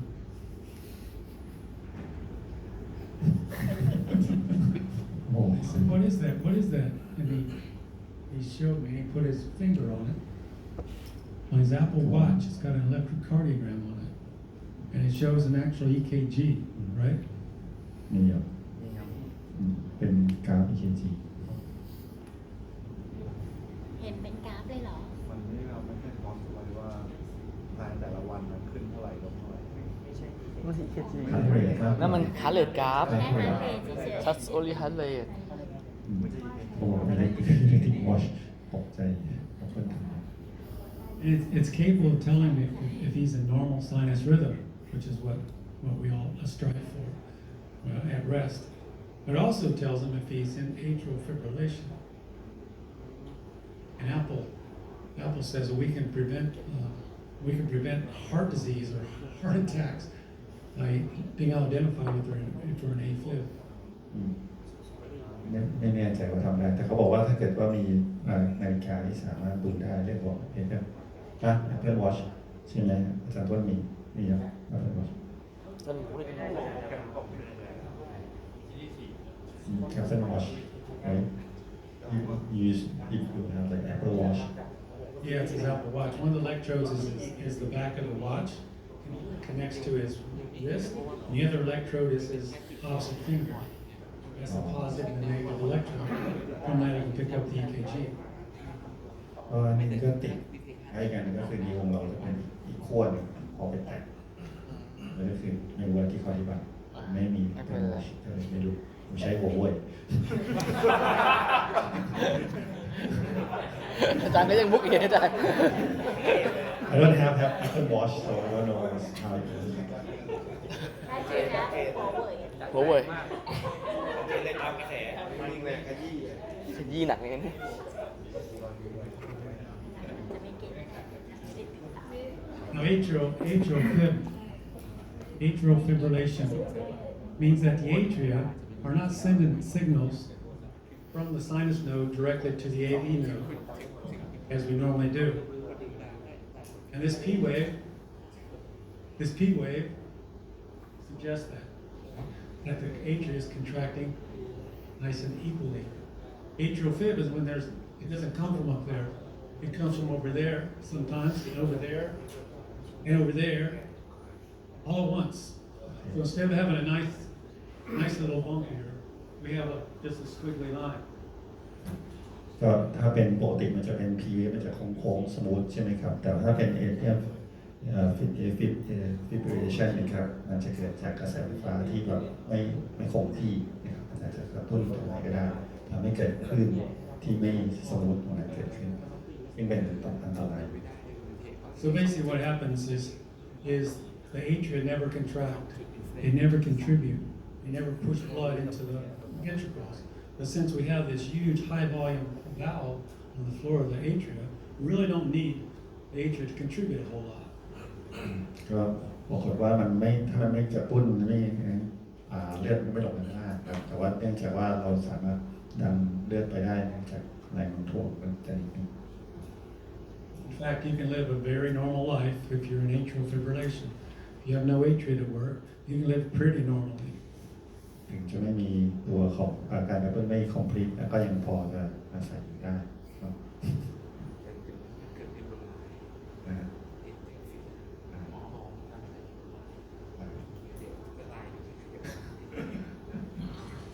At rest, the atria, the contraction of the atria only contribute about 10% of your total cardiac output. So you're gonna lose about 10% of the amount of blood that's getting out of your aorta. เขาบอกว่ามันคิดเป็นประมาณ 10% นะครับในการที่จะปิดตัวไปนอกนะครับงั้นถ้าเกิดว่าตัวนี้ไม่สมบูรณ์ก็จะ loss ประมาณ 10% นะครับ You may feel, if you feel your pulse, I mean, it's normal for people to have what we call ectopic beats, or beats that don't start from the SA node. Sometimes you get a little irritation over here, and it causes a depolarization of the whole atria. And so we call those PVCs or PACs, premature atrial contractions, or if they're in the ventricles, premature ventricular. And you can feel them, they're totally normal. If you don't have them, you're abnormal. You can feel like palpate your heartbeat เขาบอกว่าเป็นเรื่องปกตินะถ้าเกิดว่าจะเกิดมีการกระตุ้นนะครับเป็นเรื่อง premature นะครับก่อนนะครับนั้นมันค่อนข้างปกติ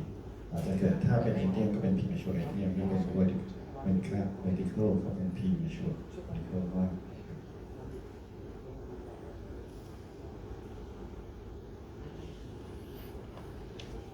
Don't have a lot of interest in the lungs because you can't train them. And once you bust them, you can't fix it. เขาบอกว่าเราไม่สามารถเทรนลำได้นะครับเราเลยไม่ค่อยสนใจว่า I shared with you that I spent some time doing research in pulmonary medicine, and almost every single patient that came into the clinic, the reason they had COPD, which is what's pure COPD? Obstructive pulmonary disease. The reason they had the COPD was because they smoked. All smokers. Okay? And I learned very quickly that one way to avoid COPD is not to smoke. Pretty simple. เพราะเราตอนนี้ก็อยู่ที่คลินิกโรงพยาบาลนะครับที่เราทำอยู่นะครับก็คนไข้ที่เจอส่วนมากก็เป็นที่เป็น COPD ครับปอดอุดตันเรื้อรังก็จะเกิดจากการสูบบุหรี่วิธีการแก้ง่ายๆคือไม่สูบ เอา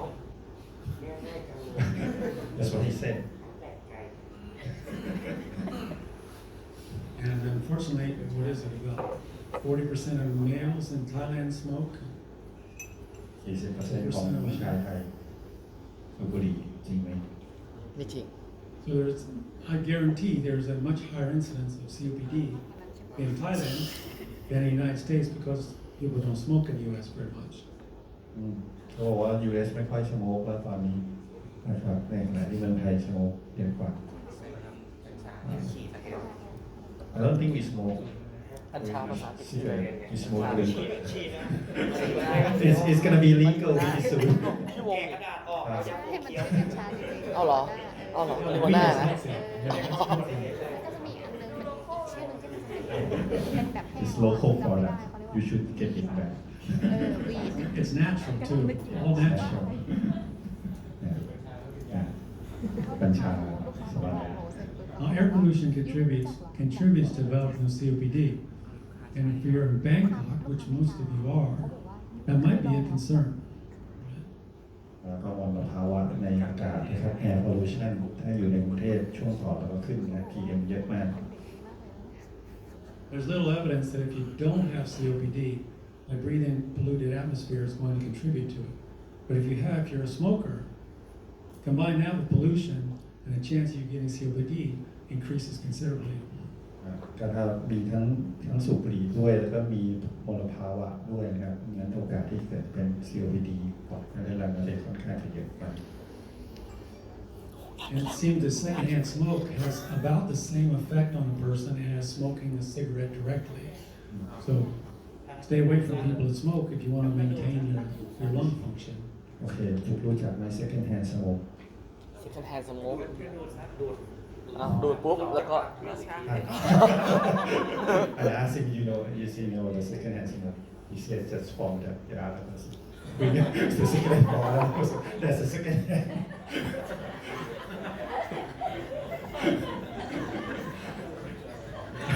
ที่ไทยเป็นอย่างนั้นจริงๆนะครับ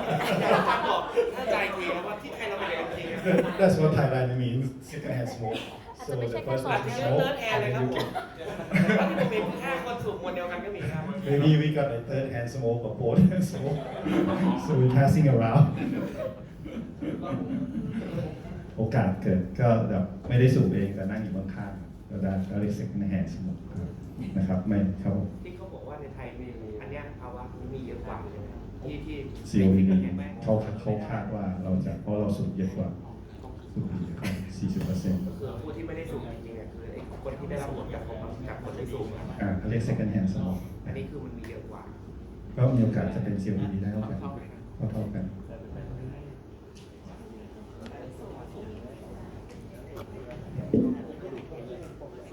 ในการมีกฎนะครับว่า ในร้านอาหารหรือว่าในที่สาธารณะห้ามสูบบุหรี่จะต้องเบรกสูบไกลๆไล่ไปกี่เมตรจำไม่ได้10 เมตรนะครับถ้ามีโบสถ์จะตั้งร้านเหล้าอยู่ใกล้โบสถ์ไม่ได้นะครับตอนนี้ว่าเราก็มีกฎว่าถ้าเมื่อไหร่มีหาอะไรมีวัดอยู่ด้วยกันโอเคออกมาเลย ต้องหาอะไรแล้วเล่าเดี๋ยวไปติดคะแนนรวม พี่พูดซะเห็นภาพเลย alcohol liquor store in you cannot be near the church or university like in the US yeah in the US ไม่สามารถมีร้านเหล้าอยู่ใกล้ๆมหาลัยได้ แต่ถ้าไปยุโรปอังกฤษร้านเหล้าอยู่ในมหาลัย ไม่ต้องเรียนอ่ะนั่งกินอย่างเดียว เราบอกแม่ก็ไปมหาลัยคิดถึงอนาคตเด็กเลยสบาย อ๋อนี่อะไรใน ABCD เยอะมี system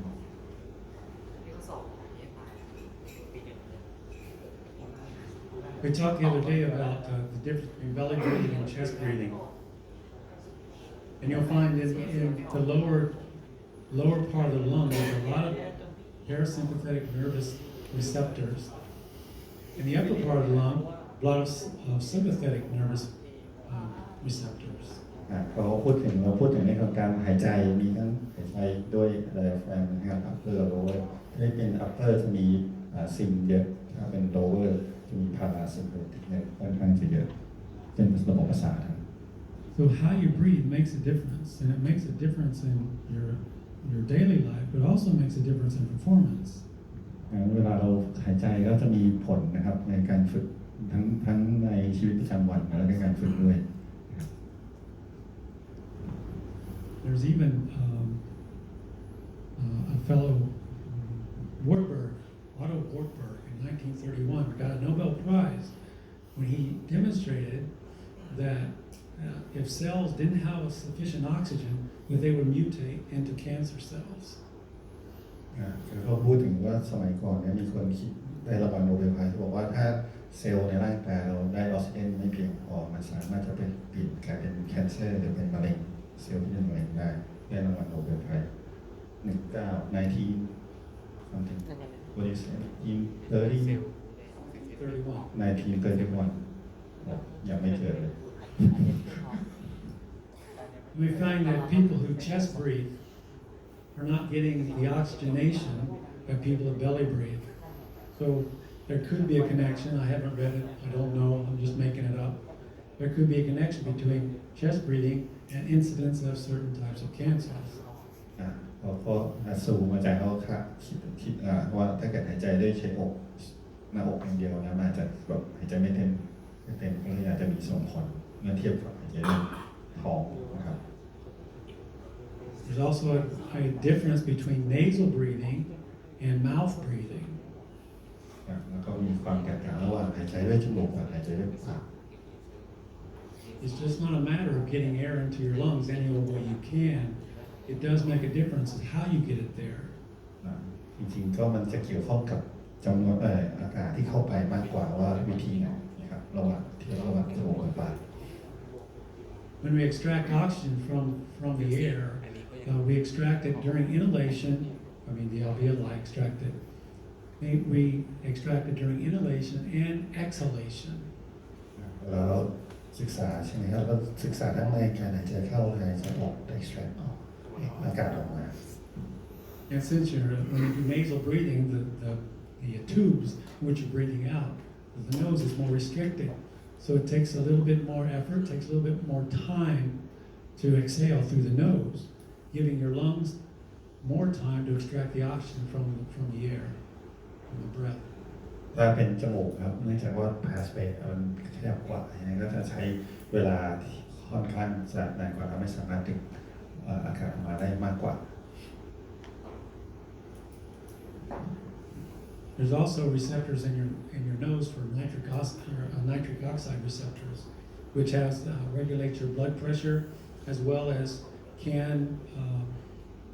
fight viruses and some type of bacteria. It's important for your immune system. If you're doing nose breathing, you can stimulate those. Mouth breathing, no effect. ในจมูกนะครับก็จะมีตัวรีเซปเตอร์ที่ดูเรื่องของไนตริกออกไซด์ด้วยเวลาหายใจแบบเข้าไปเนี่ยมันก็จะมีตัวปรับนะครับในขณะที่ปากมันไม่มีครับ So I encourage runners that I deal with to do as much nose breathing as possible. Okay? And when you have to get more oxygen than your nose can tolerate, then go to mouth breathing. ถ้าเป็นนักวิ่งนะครับเขาก็บอกว่าเขาพยายามจะให้หายใจด้วยจมูกมากกว่าจนเป็นว่าตอนที่แบบออกซิเจนมันไม่พอต้องใช้ปากช่วยนะครับ I've also used it as a way to teach about anaerobic threshold. It seems to me from my own experience that if I'm nose breathing, I can't get above anaerobic threshold because I can't get enough air in. And so that's my limiter. So as long as I keep nose breathing, I'm going to be below anaerobic threshold. สำหรับของเขาที่เขาเป็นส่วนตัวเขาบอกว่าถ้าเกิดเขาหายใจด้วยจมูกนะครับมันจะต่ำกว่าanaerobic thresholdของเขาตัวเขาเป็นพวกหัวเราะ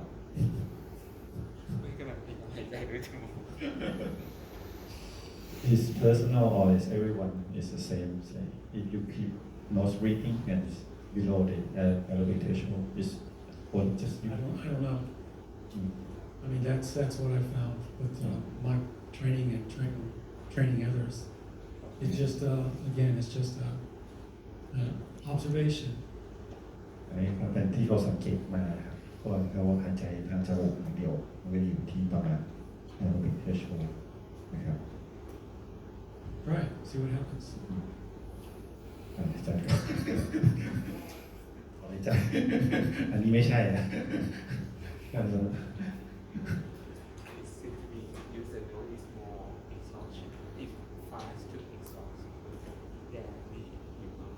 says if just the nose is going to be exhausted more easier than like maybe faster. Just if you just use Use more effort to really kick by the nose than the nose. I feel that. And you also have to Just more resistant. ทุกเบาทั้งหูเอาหมดเลยเอายังไง you said when you fatigue every channel it's try to get all air in. right up and straight neck and then really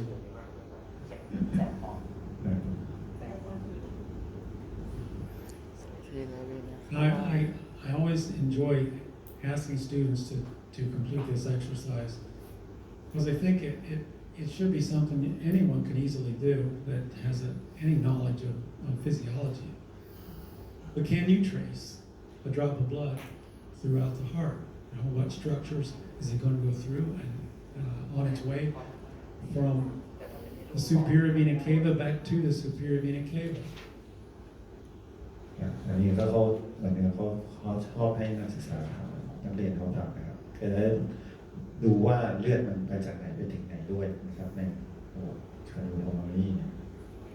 See if you can do it. ก็จะให้พวกเราทำนะครับ Don't just assume, oh, that's a nice exercise. Yeah, I could do that. See if you can do it. ทดลองทำเสร็จเดี๋ยวได้กินข้าวเดี๋ยวนะครับ เต็ม เสร็จแล้วhe said he's finished two finished You've already traced it, or you've already sent a drop of blood through your heart back to it. ก็ให้คิดว่าเลือดมันไปจากไหนไปถึงไหน เขียนเรียน เรียง identify เสร็จแล้วว่ามันไปจากไหนยังไง No, there's no, it's not just identifying the different structures. I mean, the exercise that I always ask, up here put superior vena cava, then you're going to put right atrium, right tricuspid valve, right ventricle, pulmonary valve, pulmonary artery, lungs, pulmonary veins. ให้ใส่แล้วก็บอกว่ามันอยู่ตรงไหนอะไรคือ right vertical อะไร right way ด้านขวาด้านซ้ายแล้วก็ track ว่าเลือดมันไปทางไหนไหน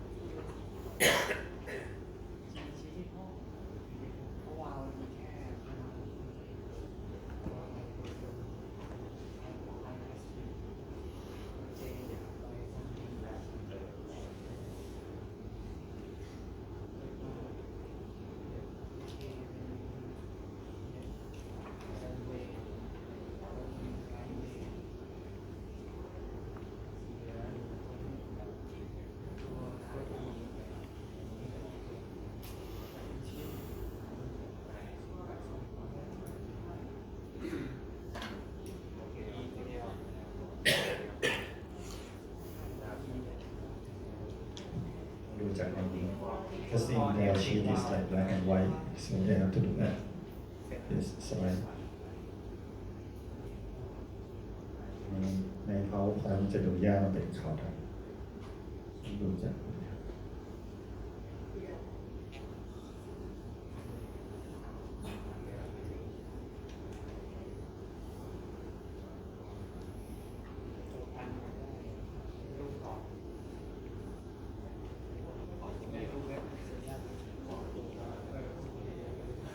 ที่มันไล่กิ่งกับผมคือเดียวกับองค์ชายมาตก เจก็เป็นวายเป็น ได้แต่ในวันในเอเชียไอ้พิเศษอะไรเขา เป็นวาวตีไม่ใช่วาวซีเป็นเองพูดไปไม่ได้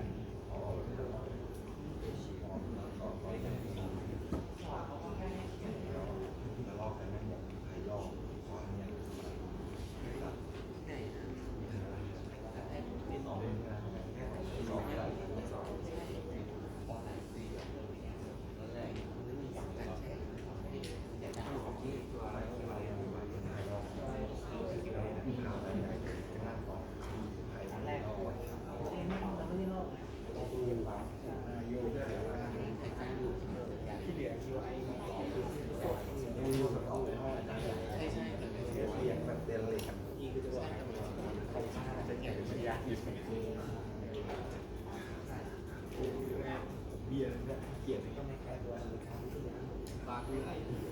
อันนี้คือก็ได้ไม่ได้จิมลมลีไอ้ลมลีมาเลยที่ออกว่า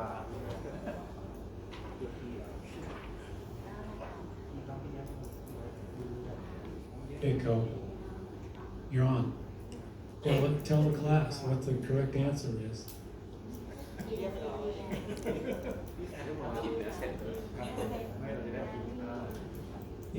A superior เป็นคำว่าแล้วก็ B aorta C pulmonary artery No. C No. what's A drop of blood. Trace a drop of blood from a superior vena cava through the heart, through the body, and back to the superior vena cava. Okay, from superior vena cava and inferior vena cava combine together as a venous sinus and go to the right atrium.